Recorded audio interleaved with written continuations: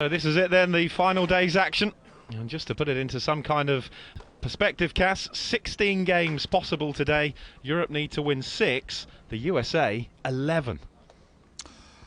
I kind of think I know where my money's going to go, but who knows? Anything can happen, as we've seen in previous Weber Cups. But it's a great start with Don Barrett stepping up first of all with an advantage, because he's got that the lead in the number of wins. He's got some fantastic scores he's bowled in the singles match. He's won 3 of his 4, but 2 of those were over 260. He's bowled a 278 and a 265 to win, compared with Troup, who's only won 1 of his 3 singles, but he had a 250 and a 260. So both players have been lined up on the Oiling pattern. It's just a matter of who's going to strike first. And the first ball of the day doesn't bring about a strike for Troup, who, as Cass said, shot 267 in beating Martin Larsson in yesterday evening's session. The Afro pick was out again on stage at the start. It proved to be a lucky omen for him yesterday, but not quite just yet, and an early opening for Europe's captain.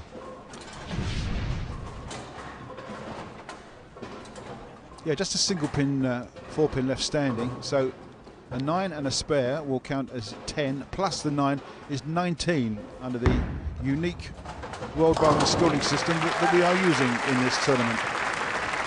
Takes away the spare, Troup. Well, you couldn't have 2 more contrasting characters, could you, in both the way they play and the way they look and dress? I was just, I thought it could have been a hairdressing competition, didn't it? Troup, nicknamed Fro because of his afro hair, and Dom, well, he's just thinning a little bit in the heat. Averaging 247, 62.5% strike rate. He's won 4 points so far, but it's really a relief for him not to be playing Wes Malott, who he's faced in all of his singles matches up until now. And that'll be a relief too, a fine start for Europe's captain. Yes, absolutely sailed that one into the pocket and carried all 10. That strike is worth 30 pins under the new scoring system, so he's off to a great start. And we are playing on the long oil condition, 45 feet, picked by the American captain. Decent strike rate as well for Troup, who won a couple of times in the doubles, part of the winning Baker team as well, and then that singles victory. He was well beaten by Jesper Svensson in session 1, but that was more like the form we saw yesterday against Martin Larsson. Yeah, Carl shoots a great looking strike, hard and fast down the right hand side of the lane, lots of reaction in the back end, trips the 4-pin, and that's worth 30 pins added to the 19 from the first frame. His score moves to 49. It's interesting to hear Parker Bone III talk about the need for a 6-1 session, exactly what the Europeans had on Friday evening. Yesterday was bang even, with 7 points each over the 2 sessions. And he leaves up the 10-pin Don Barrett, and the Troup is back in. Yeah, you'll notice that Dominic is throwing a much tighter line, further down the middle of the lane. It's almost a straighter shot. Pretty unfortunate not to carry that 10-pin, which would have made 2 strikes in a row. So this can only be a 9 spare. And the 9 spare is worth 19 to go to his 30 in the first frame.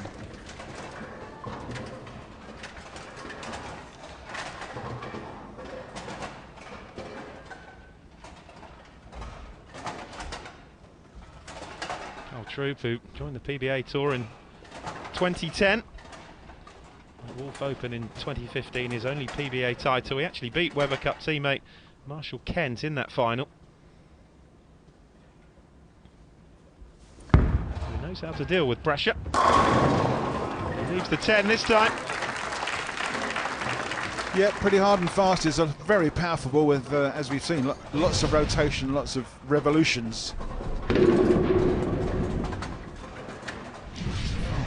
Left the 6-pin jump right round the 10-pin. Didn't even touch it again, so this can only be a spare. Carl has won quite a few regional tournaments within the United States. He's no stranger to high caliber bowling. 9 spare takes him to 68. And if Barrett can strike here, then he will regain the lead. Just with a quick 11-pin advantage. Wayne, just a quick word about the lane dressing pattern. It's 45 feet long, which leaves 15 feet of what they call dry back end from the end of the pattern to the head pin. And the centre of the lane has got 4 times more oil on it than it has on the outside. And Dominic is playing sort of a fine line between the dryness on the outside and the wet in the middle, and he's taken himself another strike, and it's a great looking shot. Harder and straighter, look at that. Cutting down the hook, hitting the pocket perfectly, and tripping that 10-pin. 2 from 3 for Barrett. Remember, Europe beaten 4-3 in the session yesterday on the longsword oil pattern. He did win the opening singles though when Williams beat Malott. Shot from Troup, and he needed to respond in that fashion. Certainly was a great looking shot. Yeah, he's had a couple of single pins and 2 strikes. Moves his score up to 98. Perfect looking shot with some angle right into the 1-3 pocket, in behind the head pin. Just a little tweak with the fingers and that's good enough.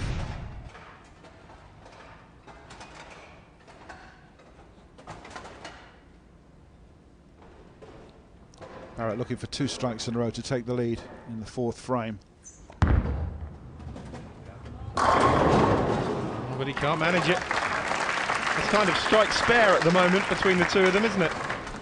Well, it is, yes. They're both kind of hitting the pocket and just hoping to carry all 10. But this one, it's a really great looking shot. Just a fraction light on that head pin only, and that's why the 10 pin has stood up. It's the angle that the ball makes as it goes in behind the head pin and hits the 3 pin.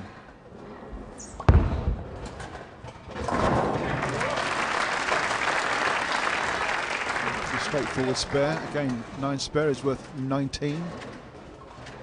98 each after 4 frames. Yeah, pretty good looking scorecard. Both players can max out at 278 if they both strike out.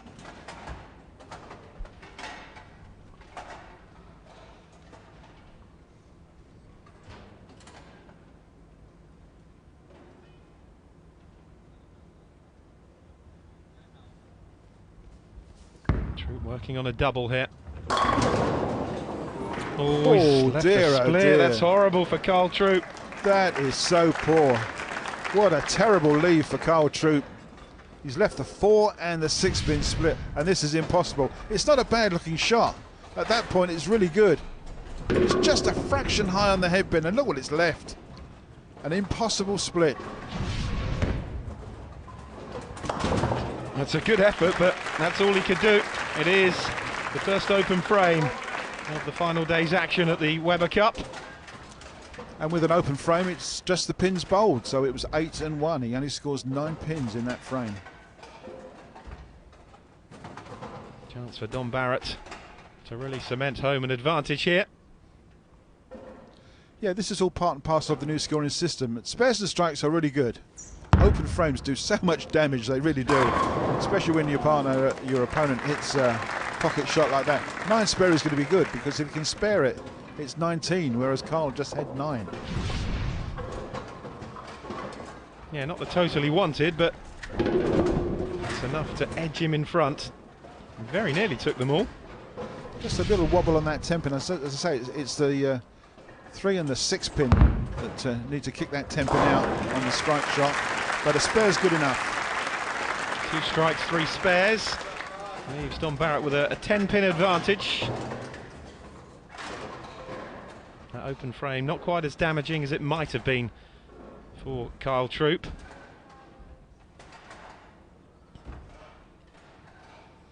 There's the guys that aren't playing. All friends off the lane, but even during the tournament they're having a chat. But don't forget, they play on the American circuit together, they travel together, they play on the world tour. They're certainly not strangers to one another. It's a great shot from Troup.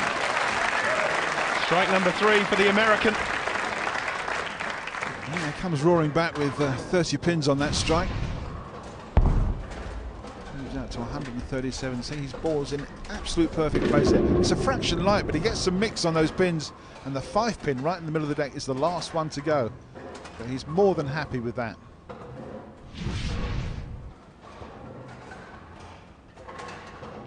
Needs to follow suit.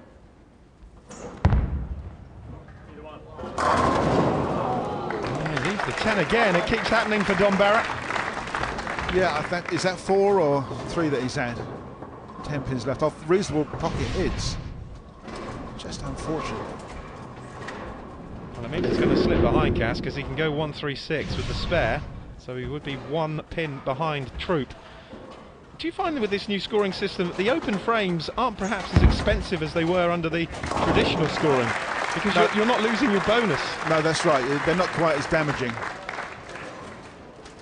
But with the calibre of player we've got playing in this tournament, I mean, we've seen lots of strikes and very few opens, so that's why the scores have been so high under this new system.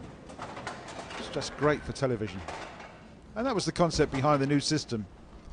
It was designed to be a presentation for the International Olympic Committee, hoping that the bowling could get into the Olympics. And it's also been used several times in major tournaments for televised finals only. Two-hander from Washington. Oh, takes them all. The messenger takes away the 10, and out comes the Afro prick for Kyle Troup. What a great looking shot that was from Carl. He rung the 10 pin in the corner. Now watch this, it's hard and fast. Here comes the head pin. This is the head pin coming across. We call it the messenger, and it gives 2 little taps on the 10 pin, and bang, away it goes. Oh baby, look at that. Oh, he needs this just to stay in touch, and he gets it. That is how ice cool Europe's captain Don Barrett can be. And the celebrations cut short. Troup was hoping to get away, but the lead remains at just 1. Yeah, great comeback there from Don Barrett after ringing several 10 pins in the corner on spares. Takes 30 pins on his last shot and remains just 1 pin behind as we get down to the last 3 frames.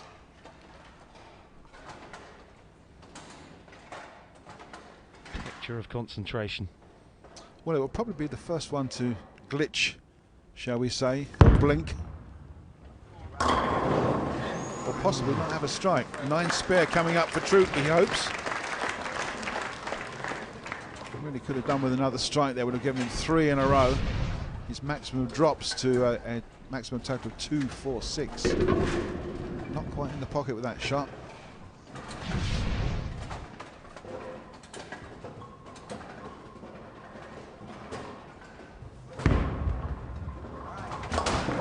No mistake with the spare from Troup. 186. Have a chance for Barrett to get himself a 10 pin advantage. Maybe he can carry all 10 here.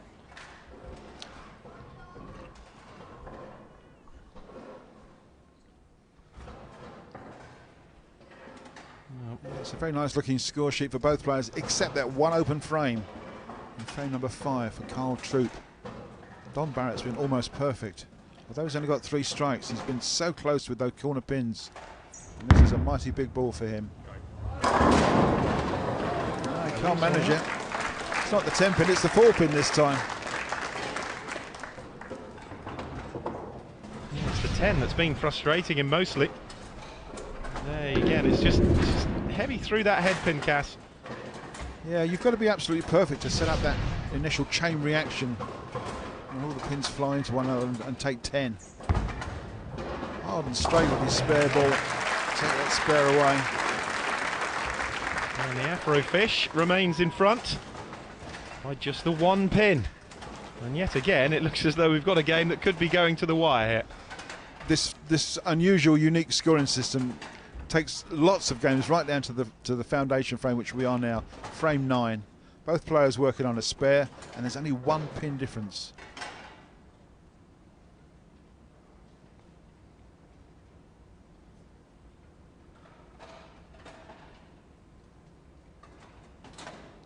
And the tension very much there on the final day already.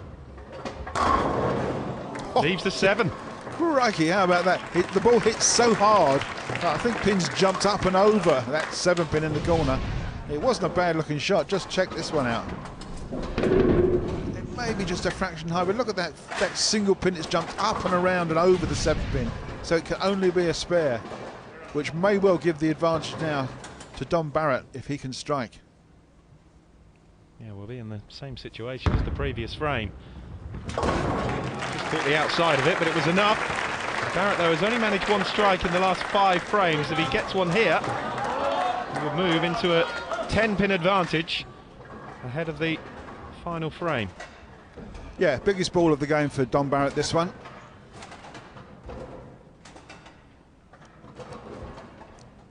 Hopefully going to set himself up for victory with a big shot in the pocket and carry all 10.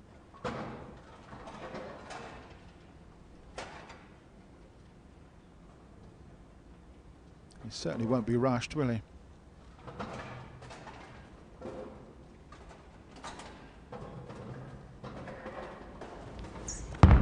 Looking for 10. It's the 10 pin again. Oops. Dear oh dear. He can't believe it. He's absolutely peppered this pocket all game long. And he's only come up with 3 strikes so far. Lots of 9s. Dear oh dear, how unfortunate. Must make the spare though, just to stay in touch.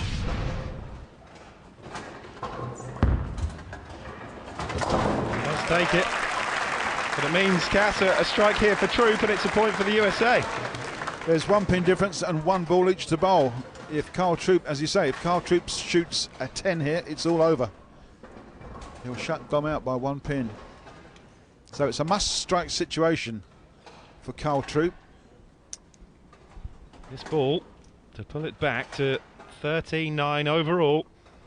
And the first step on that seemingly impossible mission that Parker Bone III was talking about of a 6-1 session to level it up for the evening. Strike to win, and we will look for the reaction. If he does, it's going to be victory. Yes! The Afrofish does it again, a second straight singles win for the rookie Kyle Troup, and well, how dramatic, Cass. That will do his confidence so much good. An early doors victory for the Americans and a great looking shot. Don Barrett, unfortunately, even if he strikes, he's going to be 1 pin short, which he is, yeah. It's a 234 victory for the Americans. And you can't understate what a massive victory that is for the US, beating the European captain. Europe leading the USA 13-9, a big step forward for Parker Bone III's team.